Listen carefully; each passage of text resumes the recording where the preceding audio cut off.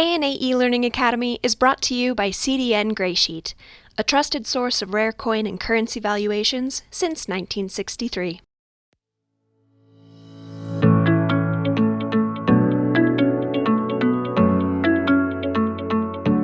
Hello everyone, thank you for joining us today for the ANA eLearning Academy. The ANA would like to thank our sponsor Graysheet for their support of the ANA.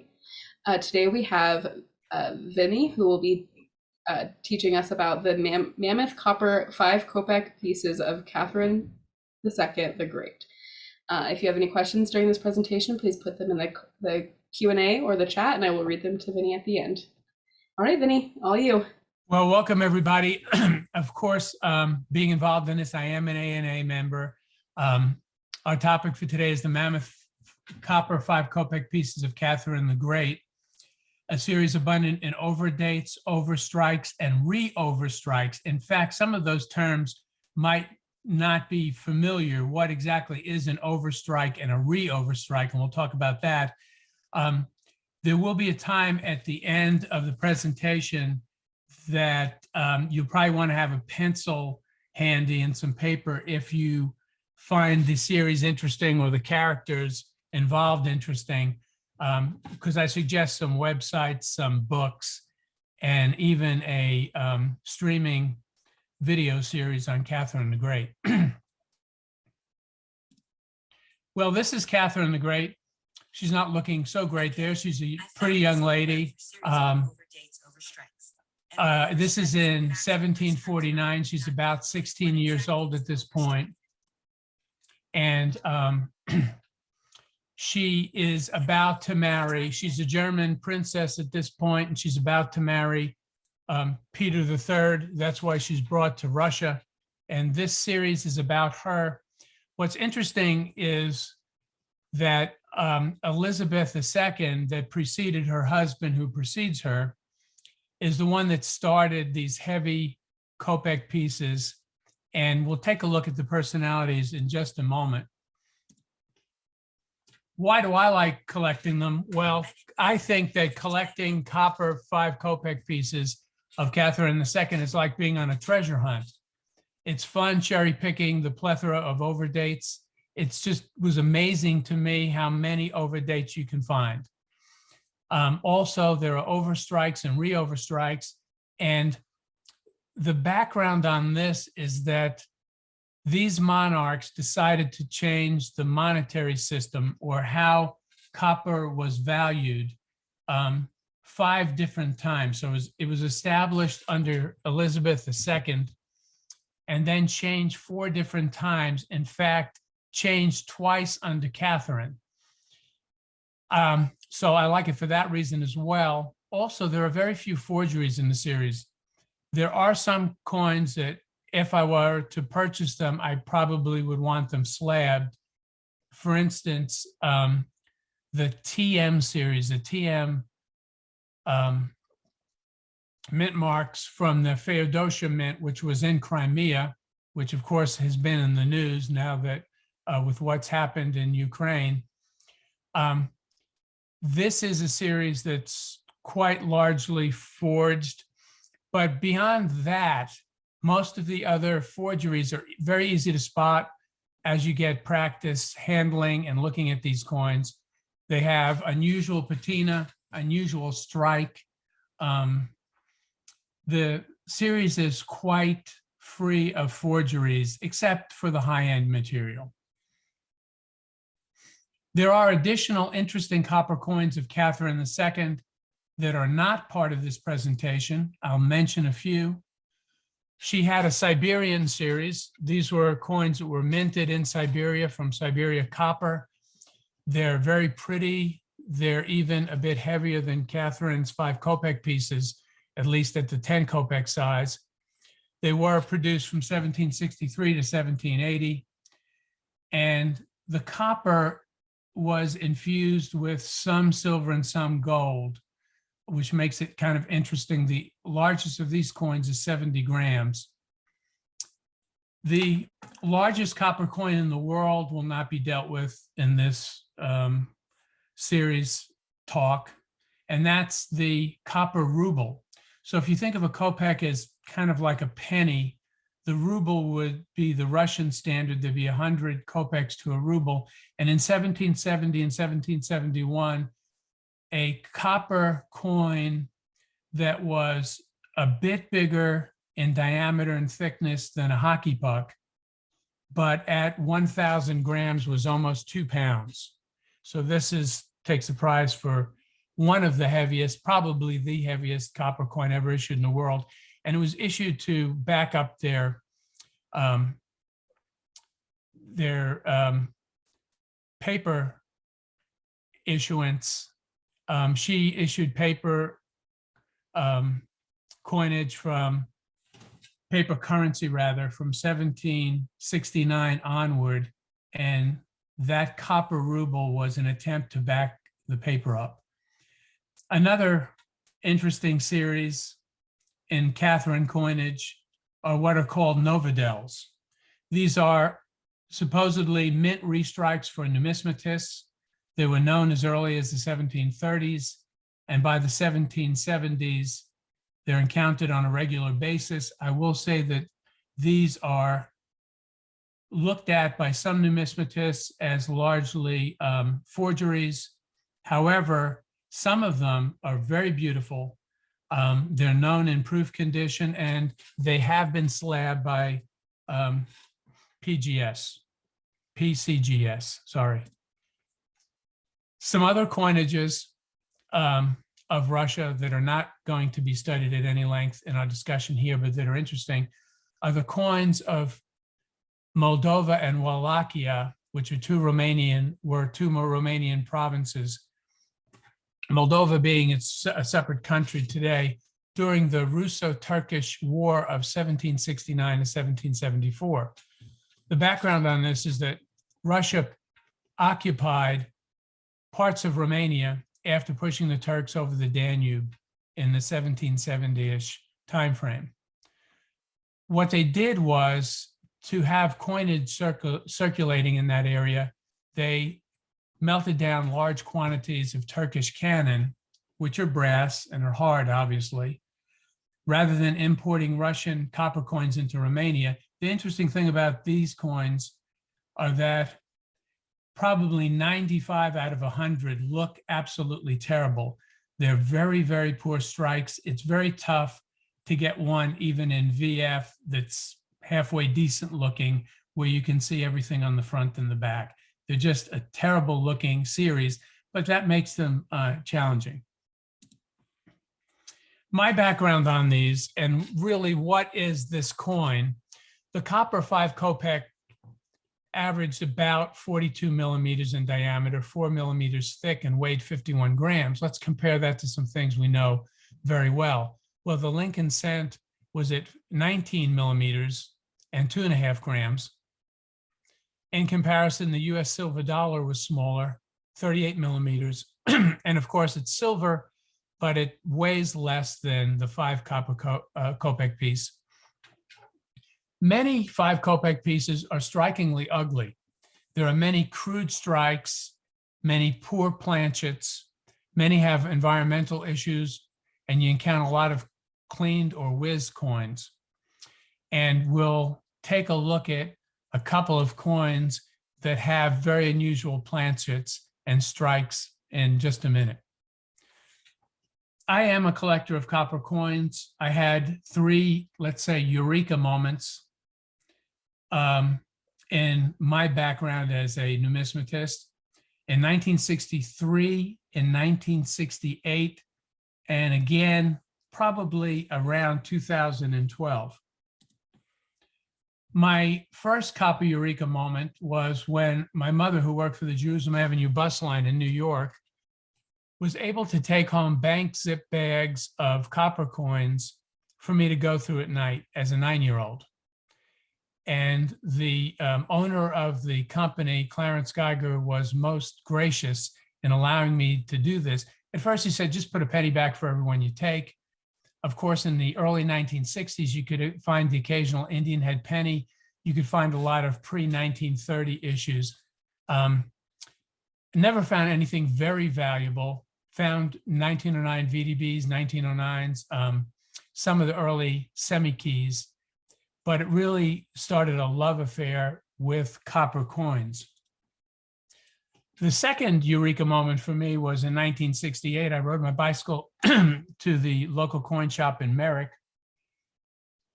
where I grew up on Long Island, and I saw this coin in the dealer's case, and I said, "What is that?"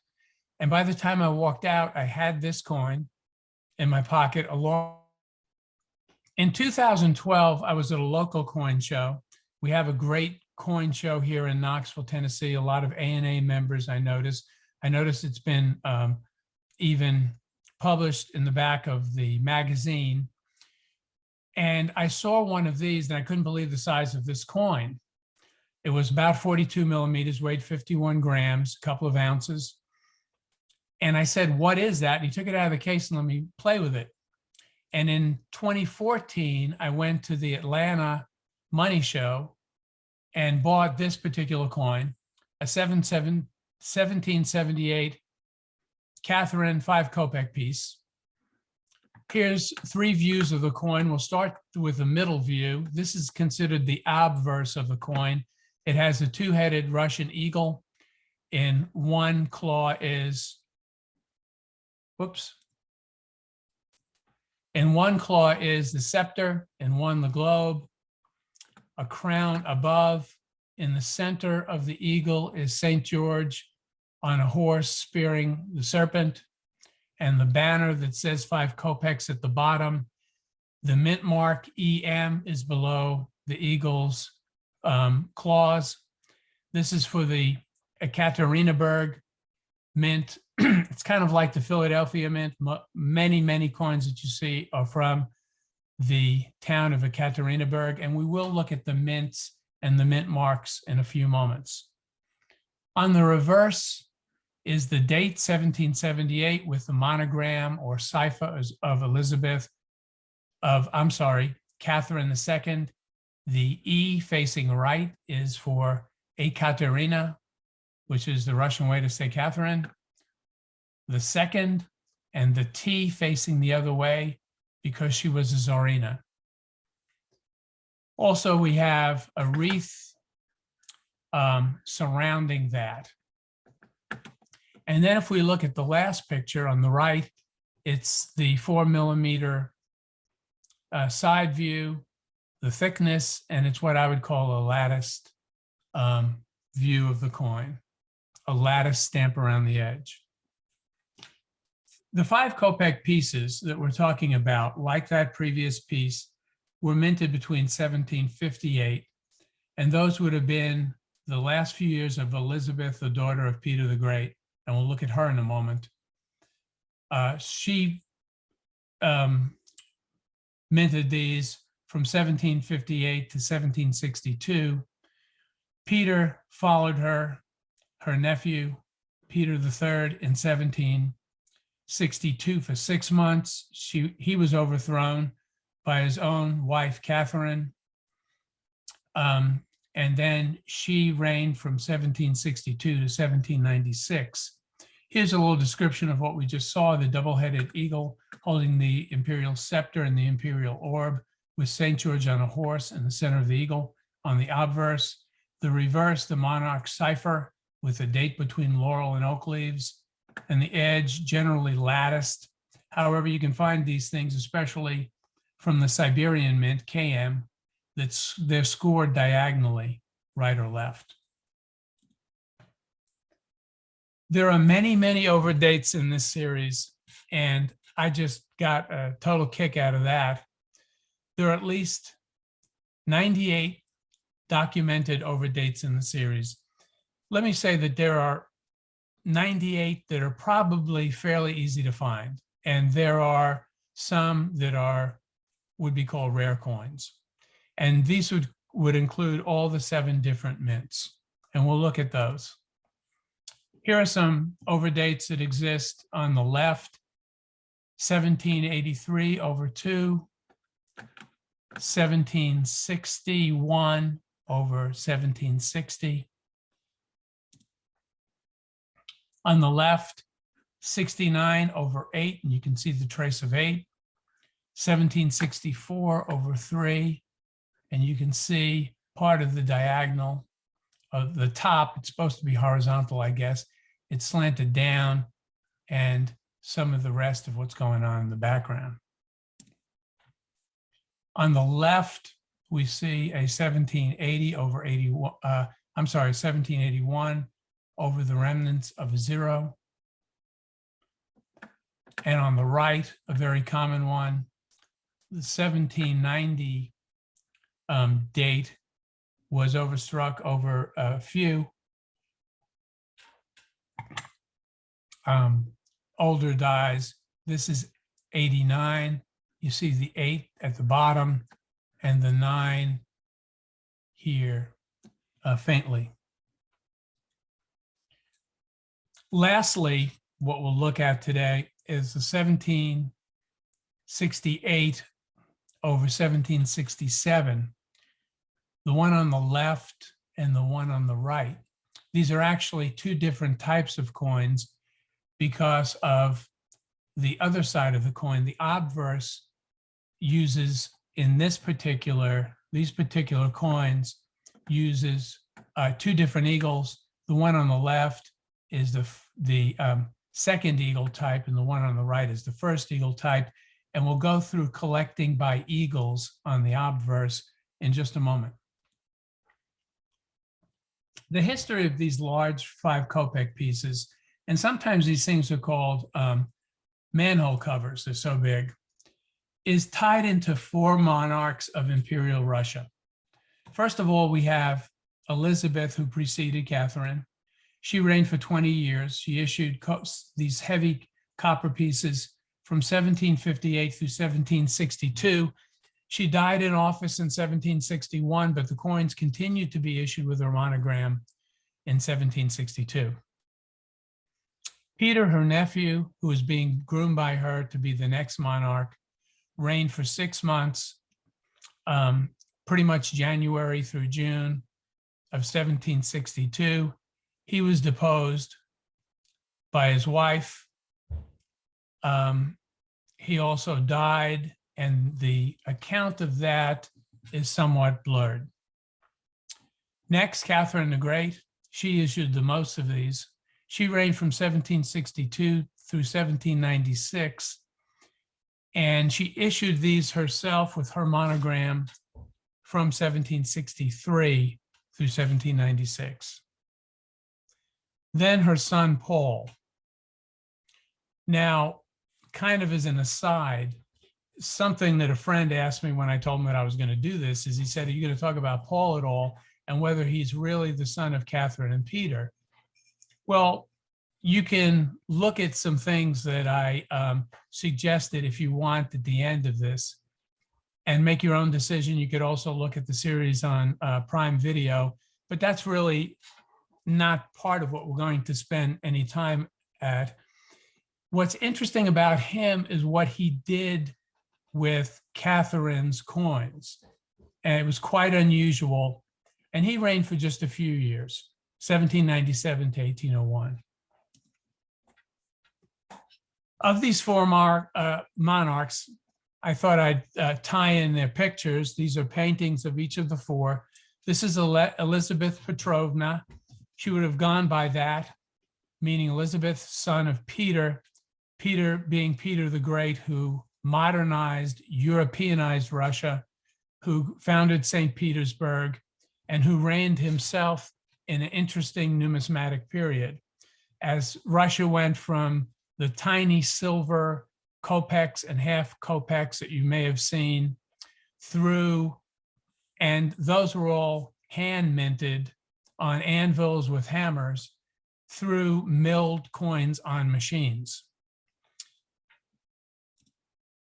The next monarch that we're going to consider is Peter III.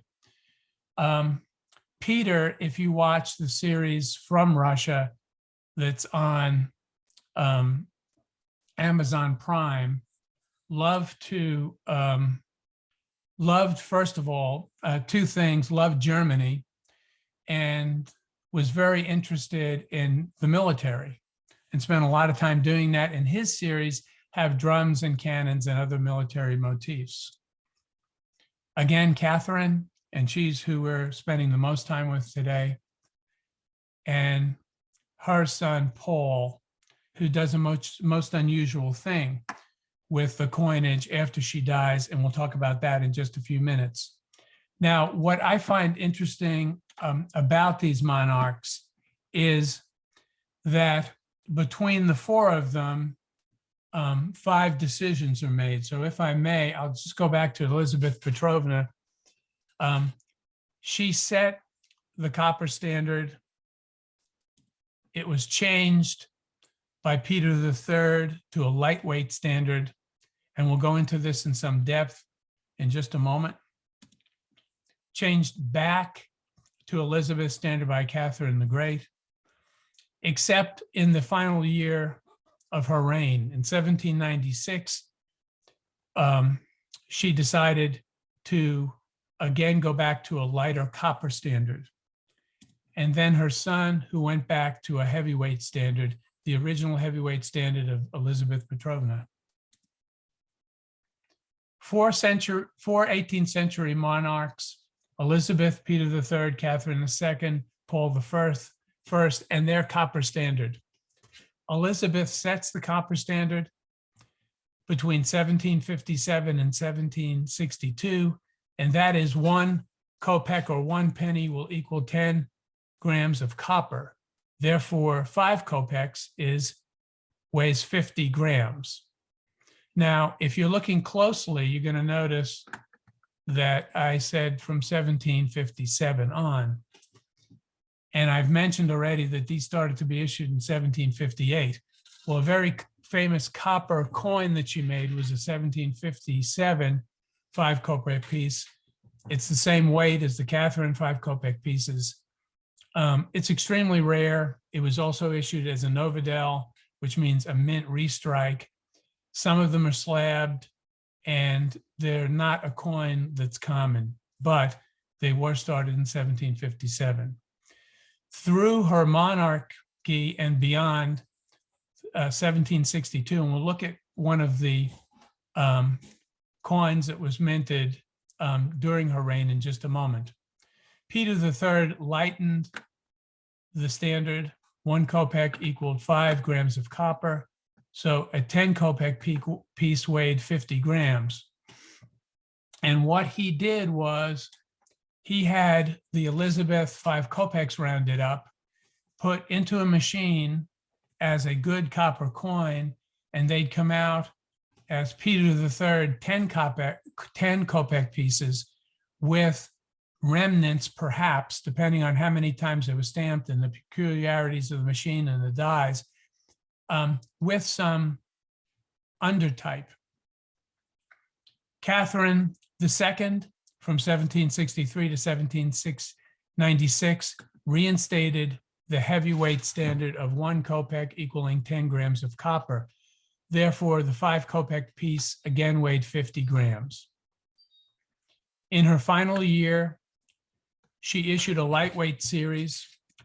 There was a prince that approached her and said something like, we have problems with inflation. We know about that now in the United States. And my take on this, he said, was if we lighten the standard, it will help fight inflation. So they went back to 1 kopeck equals 5 grams of copper. So what she did in her Cipher series were restrike 5 kopeck pieces, and some of them exist with the undertype of the regular Catherine series into a new series. And this series was issued in the later days, the waning year of her rule in 1796. What Paul did in 1797 is reinstate the 1 kopeck equal 10 grams rule. And what he did was he overstruck the lightweight series of 1796 of Catherine. And they're really interesting, at least some of them are, because you have a 5 Kopeck piece that shows evidence of the 10 Kopeck piece beneath it. Now, what he did that makes this, what he did extremely unusual is he didn't do this with new dies. He went back to the different mints and he asked them, do you have any dies left? And most of them said yes. And they said they exist with the dates of 1791 to 1796, regular 5-gram copper coins, with the exception of that Ekaterinburg mint, the EM mint, and they had to issue new dies there. And that becomes the most common of the Paul overstrikes. Let's look at each of these monarchs' issues a moment. Here is an issue of Elizabeth Petrovna. You notice there is an E facing to the right. There's also, as part of her cipher or monogram, an E facing the left. There's a T facing the left and a T facing the right. So that's the monogram of Elizabeth Petrovna. This is a 5 Kopeck piece from 1761. And on the back, on the front, on the right, is the 2-headed Russian eagle holding the orb and the scepter, the banner that says 5 Kopecks in Cyrillic, and the large crown above the 2 crowns on the eagle's head. This is the issue of Paul III. So this is the lightweight 10 Kopeck piece. And what he did was restrike Elizabeth 5 Kopeck pieces. They weigh the same, about 50 grams. Sorry about that. On the left-hand photo, you notice the banner that says 5 Kopecks as it makes its way through the overstrike. This is the eagle of Peter III, and there are stars around it.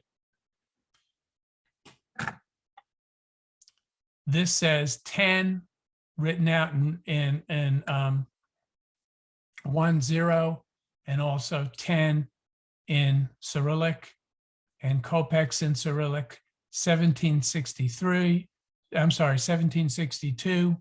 Peter III, being the aficionado that he was of the military, he has drums, banners, a cannon to the left, etc.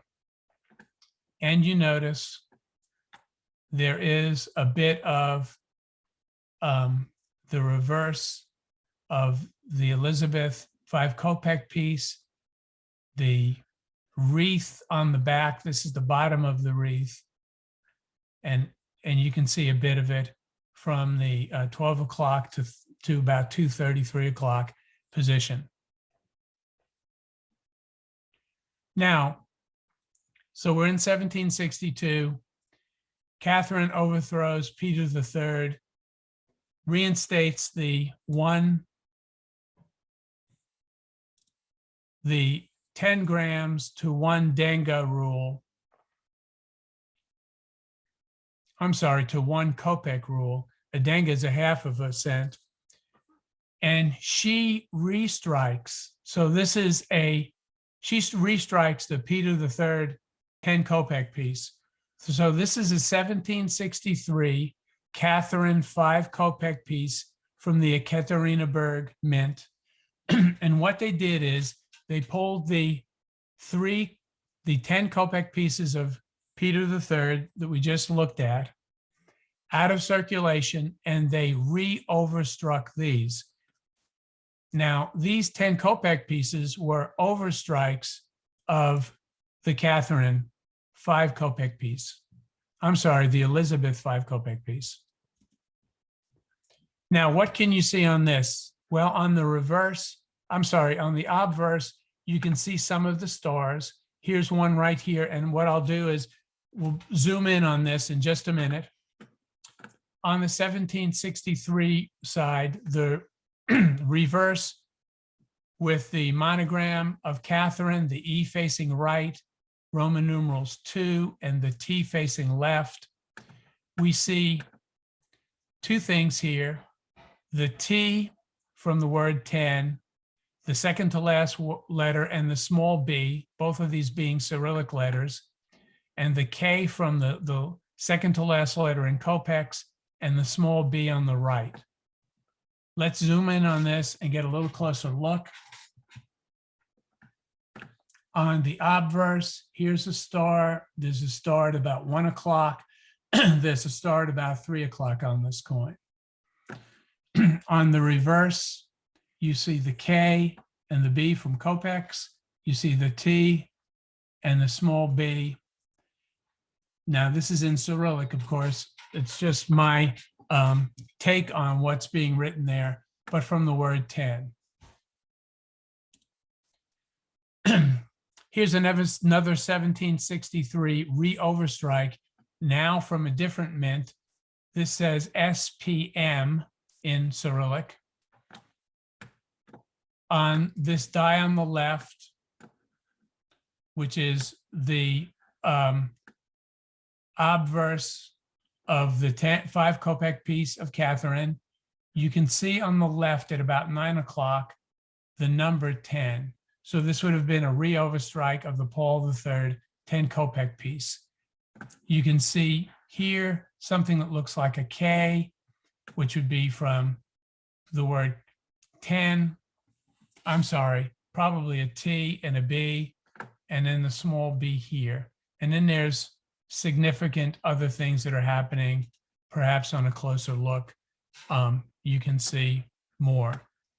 On the right, 1763, you can see the 2 stars from the Peter III 10 Kopeck piece.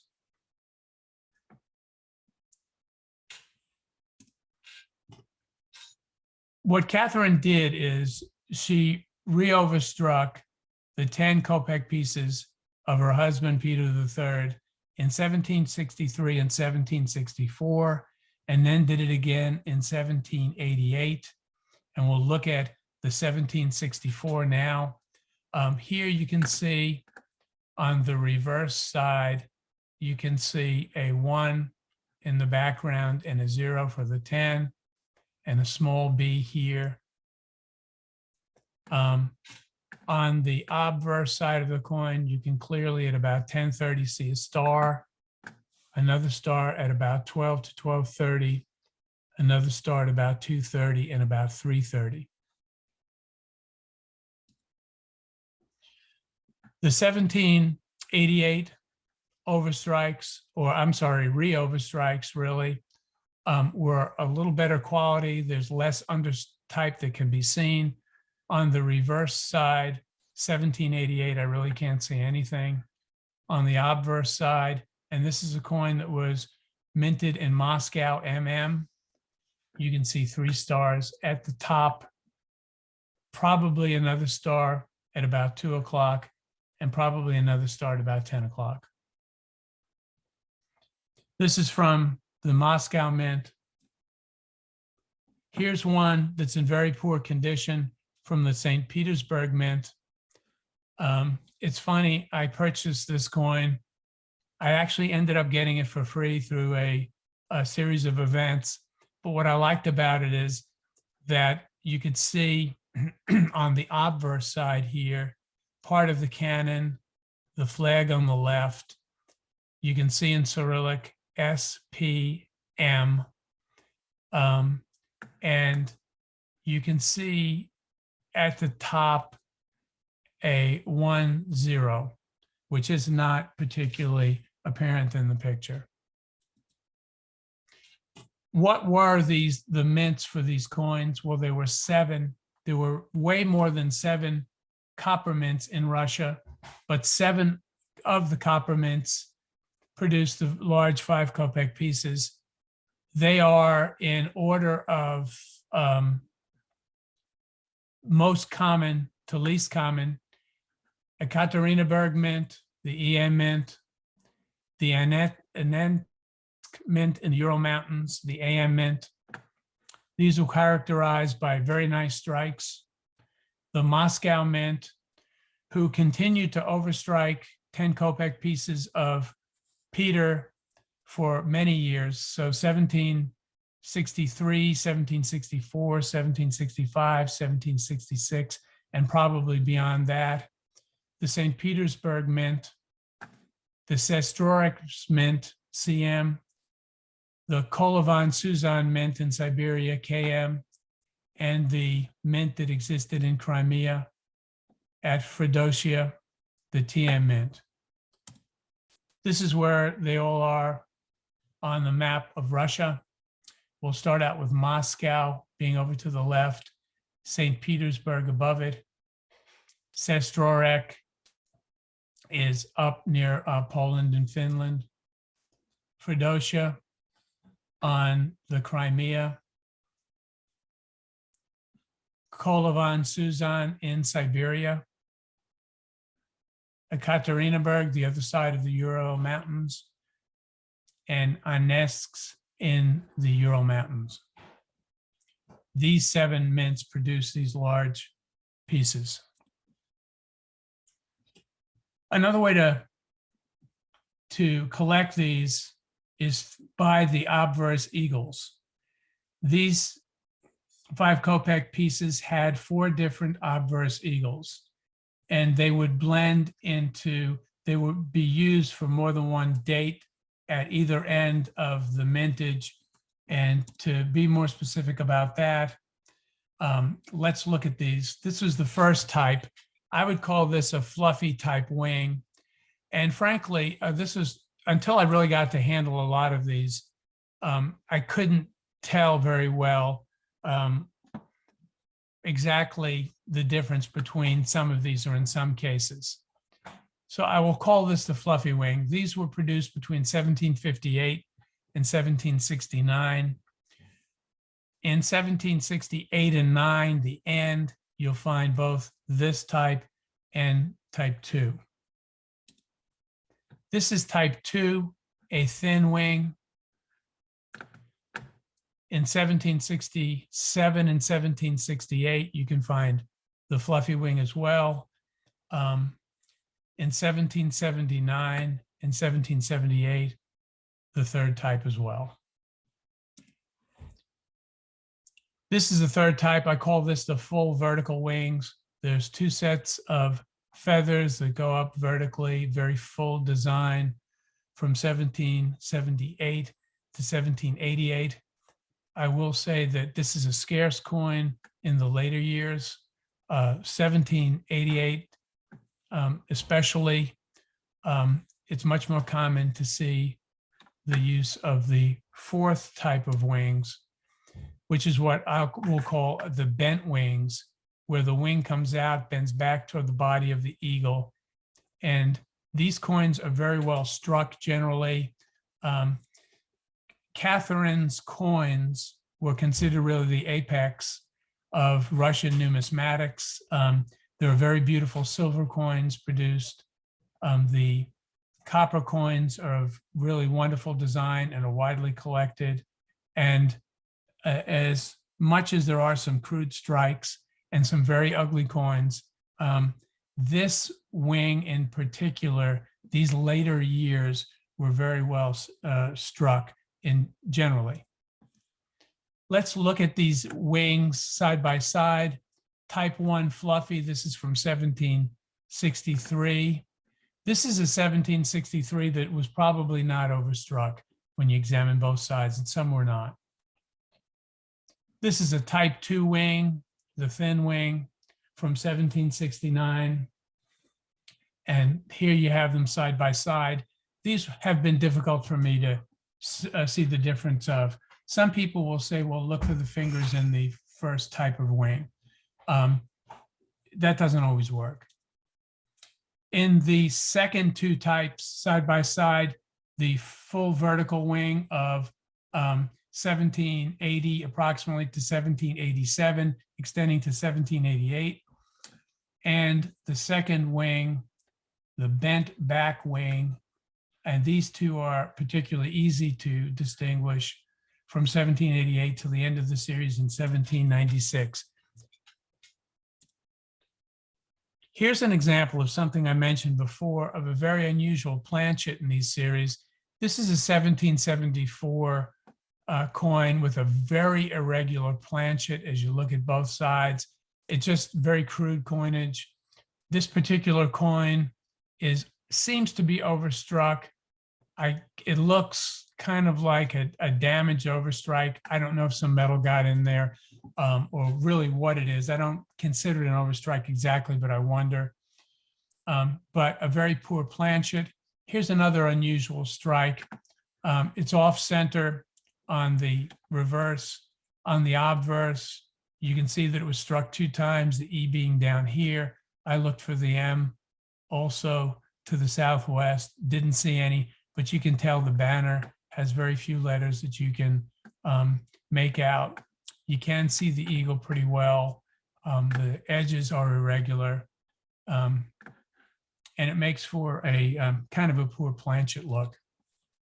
This is the last year of the regular issue 1796 5 Kopeck piece that weighed about 50 grams of Catherine. Because it's the last year, she died this year. Catherine went to a new copper standard in 1796 to a lightweight standard again, where the 10 Kopeck piece would weigh approximately 15 grams. These were only made for about half the year. This is a rarer date. And it's generally, this is a pretty well struck coin in this series. Catherine, in her last year of reign in 1796, accepted that advice to change the copper standard to combat inflation. She died on November 17th after about 6 months of this new coin being issued, and that was the Cipher series. So this is a 10 Kopeck piece. On the left, it shows the E facing right, the Roman numeral 2, no T. This is surrounded by 5 bowls on the right and 5 on the left and a beautiful crown. This says 10 and 10 again in written in Russian, and Kopecks written in Russian. And then there is a horizontal line that becomes important with overstrikes, and you can sometimes look for the date below that. This coin does not have issues of being this previous coin fed into the die or an overstrike of a previous 5 Kopeck coin. This may be indeed be a Novadell. It's a beautiful coin, a mint issued restrike at a later period. But what Paul decided to do, so this is Catherine's son, in 1797 makes me laugh. This is called the Pavlovsky Parrot Chekan, which in Russian means the Paul's recoining of 1797. You can type in Pavlovsky or Pavlovsky Parrot Chekan and get all kinds of hits. It's a famous thing that he did. He recoined the lightweight 10 Kopecks Cipher series of Catherine back into 5 Kopeck pieces. And he did this after consulting with the various mints, and they all said, yes, we have dies they can use. He wanted to use his mother's Cipher, the eagle, everything to look like a 5 Kopeck piece that was issued in 1796 or prior, a regular 5 Kopeck piece. This recoining took place after her death. In most cases, old dies were reused, except with the notable exception of the 1793 die. The 1793 die is a real key. This is the most, when they had to reissue the die in order to restrike the Cipher series at Ekaterinburg, what happened was they issued one that was slightly different, and that slightly different one allowed collectors in the 21st century to identify coins as re-overstrikes of Paul. So here is a regular 5 Kopeck piece. Let's make some comparisons a moment. This is one issued in the Ekaterinburg mint with the familiar EM mint, but with the Series 4 wing, the bent back wing. It also has a 3 on it that has a horizontal top, a diagonal piece, and then what looks like is going to be a full circle, but isn't. And they had to change this because they didn't have any of these dies left. They didn't have any dies at all left. And this is what they did. They first changed the eagle on the obverse side to this eagle on the re-overstrike. The letters can be small or large. There is what looks to be an upside down K in this, and then some other evidence of a restrike. But what they did in this, in all cases, was to strike this twice. So it went from being a 4 Kopeck or a 4 millimeter thick coin to approximately a 1 millimeter thick coin, and it stretched it out by 4 or 5 millimeters in its diagonal size. So it went from an approximate 41 millimeter size to maybe 45 or greater. So this is the obverse of these re-overstrikes of Paul. So again, they were issued in 1797, but with dates of his mother. I was wondering if he was blaming her mother purposely or wanting to give his mother some praise with these coins. And this is the reverse of these. Now let's compare the regular 93 that we looked at a moment ago to this coin. Well, both of them have that horizontal and the diagonal piece, but this has the re-overstrike curly Q3. So this is that larger, flatter re-overstrike piece. Now this coin does have some undertype on the obverse. This is the large E of Ekaterinburg. It would have gone down that way, but here's some proof of it. And there would have been 5 balls on either side of the previous coin. One still exists in this re-overstrike, even though it was struck twice. And that's this ball in the leaves here.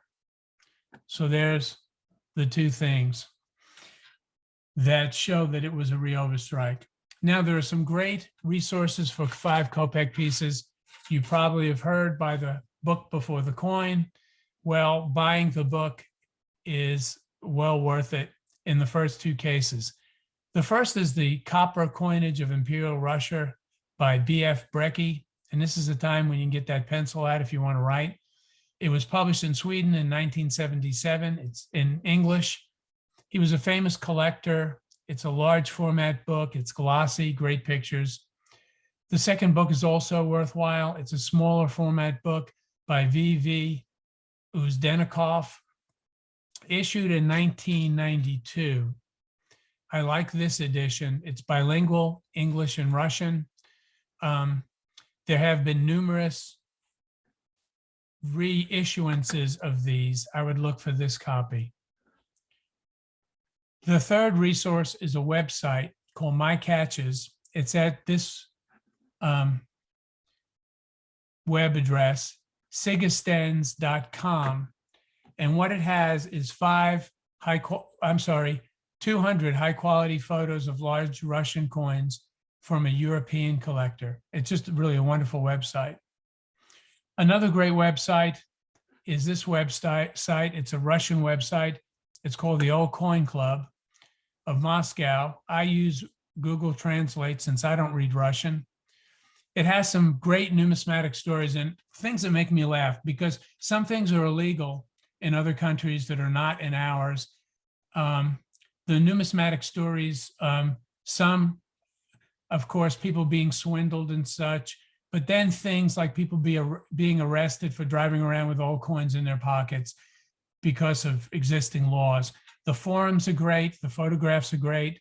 There's a lot of good numismatic literature for sale that you cannot purchase easily in the United States.